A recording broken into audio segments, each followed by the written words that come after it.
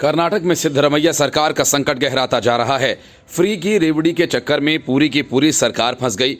हालांकि विधायक दल की बैठक बुलाकर नाराज विधायकों को समझाया गया, लेकिन वे माने नहीं। उन्हें अपने क्षेत्र में विकास कामों के लिए फंड चाहिए, लेकिन सरकार ने फ्री की रेवड़ी का हवाला देकर हाथ खड़े कर दिए और साफ कह डाला कि 1 साल तक कोई विकास कार्य नहीं होगा। तो कांग्रेस के विधायक और ज्यादा भड़क गए। मामला दिल्ली तक आ पहुंचा। लोकसभा चुनाव करीब हैं और ऐसे में कांग्रेस ऐसा कुछ नहीं चाहती जिसका असर चुनावों पर पड़े। इसलिए मल्लिकार्जुन खड़गे ने आनन फानन में एक नहीं बल्कि 2 मीटिंग्स बुला ली और 2 अगस्त को राज्य के पार्टी नेताओं की नई दिल्ली में 2 बैठकें बुलाई हैं।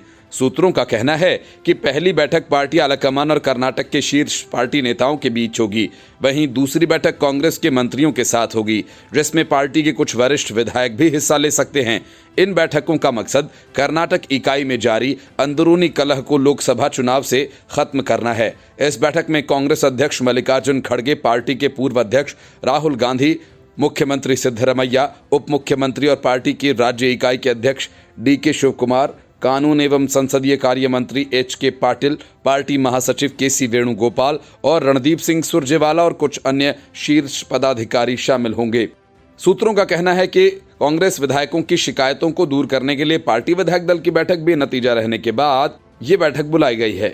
कांग्रेस विधायक कथित तौर पर इस बात से नाराज हैं कि उनके निर्वाचन क्षेत्र में कोई विकास कार्य नहीं हो रहा है।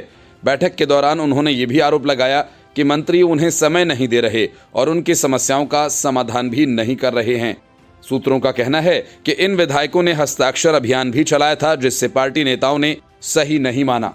यहां तक कि मुख्यमंत्री सिद्धरमैया ने CLP बैठक के दौरान उन्हें चेतावनी दी थी कि वे ऐसी रणनीति का सहारा न लें, क्योंकि इससे सरकार की बदनामी होती है। हालांकि कर्नाटक के गृह मंत्री डॉक्टर परमेश्वर ने इस बात से इनकार कर दिया कि CLP बैठक के दौरान कोई असहमति थी। परमेश्वर ने कहा कि कुछ विधायकों ने मुख्यमंत्री को पत्र लिखकर कहा था कि उन्हें विधायक दल के सदस्यों की एक बैठक बुलानी चाहिए। इसका कारण ये था कि पिछली CLP बैठक आधे समय में ही समाप्त हो गई थी, क्योंकि कांग्रेस नेता राहुल गांधी मंत्रियों और विधायकों से मिलना चाहते थे। परमेश्वर ने यह भी कहा, सिद्धरमैया ने विधायकों से कहा कि पत्र लिखना उचित नहीं है। उन्होंने बताया कि मुख्यमंत्री ने विधायकों से कहा कि यदि आपने मुझे मौखिक रूप से बताया होता तो मैं बैठक बुला लेता। उन्होंने उनसे अनुरोध किया कि भविष्य में पत्र लिखने की परंपरा जारी नहीं रखनी चाहिए। Bureau report, news of India. विपक्षी दलों का गठबंधन Indian national development inclusive alliance यानी इंडिया बनकर ठीक से तैयार भी नहीं हुआ कि अब इस इंडिया से क्विट करने वालों की लाइन लंबी होने लगी है। लेकिन सवाल यह है कि सबसे पहले विपक्षी इंडिया से क्विट कौन करेगा?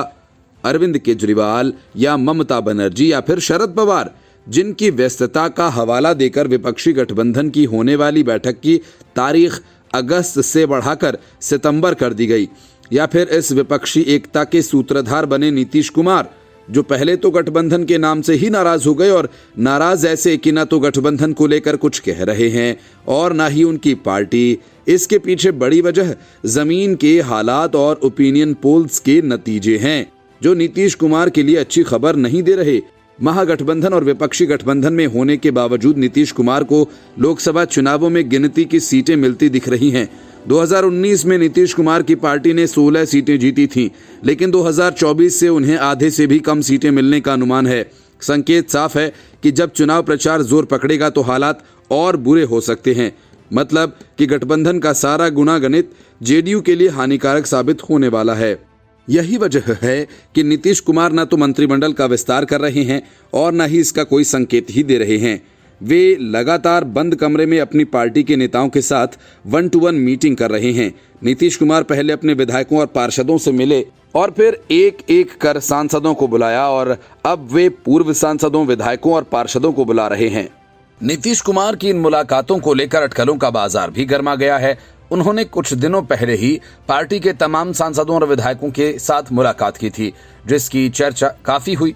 अब नीतीश कुमार उसी मुलाकात की कड़ी को आगे बढ़ाते हुए पार्टी के पूर्व लोकसभा सांसद, राज्यसभा सांसद के साथ साथ पूर्व विधायक और पूर्व विधान पार्षद से भी अपने सरकारी आवास में एक एक करके मुलाकात करने लगे हैं। इन मुलाकातों को लेकर बिहार में राजनीतिक हलचल भी तेज हो गई है। नीतीश कुमार सिर्फ पूर्व सांसदों और पूर्व विधायकों से ही नहीं बल्कि पार्टी के जो पदाधिकारी हैं जिनके ऊपर संगठन की अहम जिम्मेदारी है उनसे भी मिलने वाले हैं। ये मुलाकातें काफी महत्वपूर्ण मानी जा रही हैं। सूत्रों का कहना है कि नीतीश कुमार मिलने वाले नेताओं से इस बात की जानकारी लेंगे कि उनकी लोकसभा या विधानसभा में राजनीतिक माहौल कैसा है, वहीं उन इलाकों में जदयू का संगठन ठीक तरीके से काम कर रहा है कि नहीं। नीतीश कुमार 1-to-1 इन मुलाकातों के दौरान संबंधित जेडीयू नेताओं से ये भी पूछेंगे कि बिहार के विकास की जो योजनाएं चलाई जा रही हैं वो सही तरीके से जमीन पर उतर पा रही हैं या नहीं, विकास कार्य में कहां गड़बड़ी आ रही है, या फिर स्थानीय प्रशासन ठीक तरीके से अपना काम कर रहा है कि नहीं। सीएम नीतीश कुमार इन सभी बातों की जानकारी लेंगे और इसके बाद लोकसभा चुनाव 2024 के लिए रणनीति तैयार करेंगे।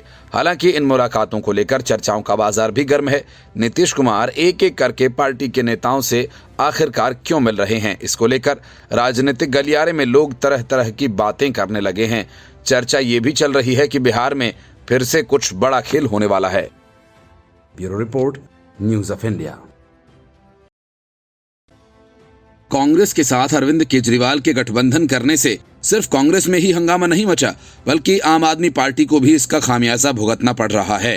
पार्टी के टॉप नेताओं को भले ही कोई फर्क न पड़ता हो, लेकिन कांग्रेस के खिलाफ अब तक जमीन पर लड़ रहे नेताओं को इस बात का बड़ा फर्क पड़ता है।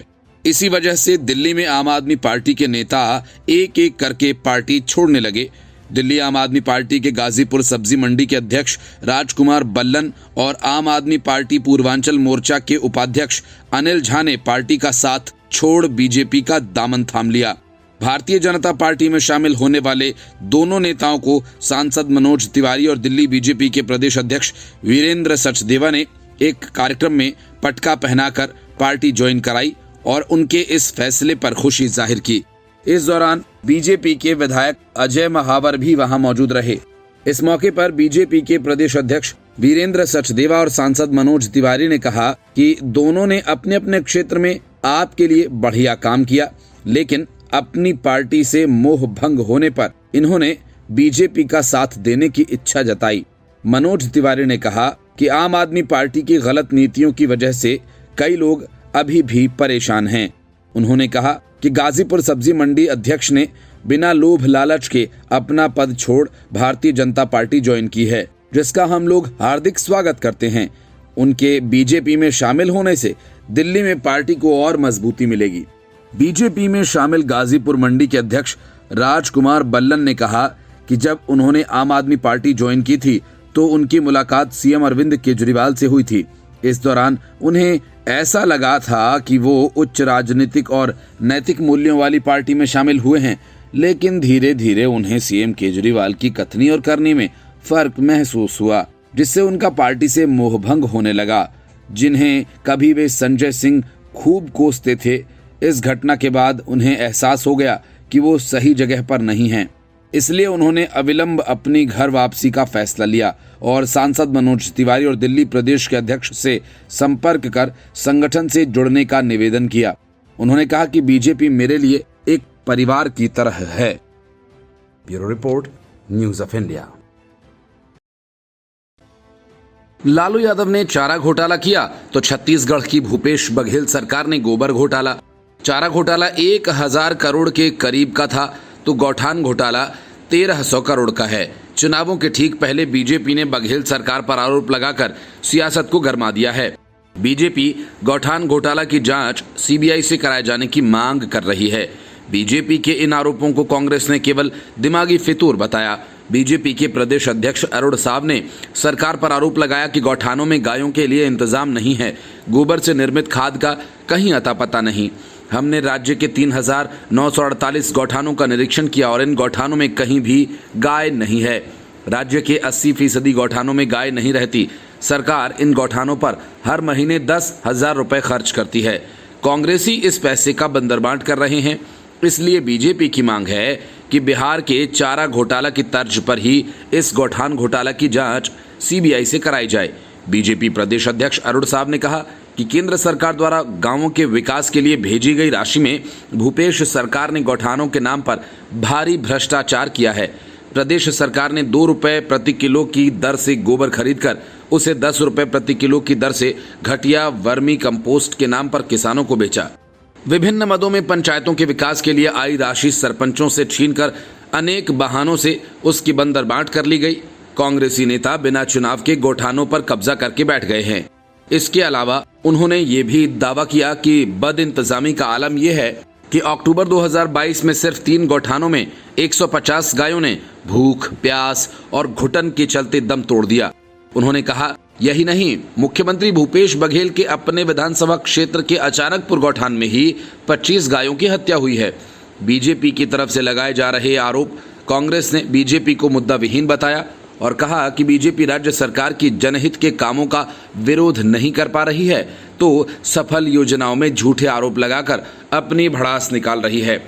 कांग्रेस संचार विभाग के अध्यक्ष सुशील आनंद शुक्ला ने कहा, गौठान योजना गांव के लोगों की है और बीजेपी आरोप लगाकर ग्रामवासियों की निष्ठा और ईमानदारी पर सवाल खड़ा कर रही है। गौठानों में भ्रष्टाचार बीजेपी का दिमागी फितूर है।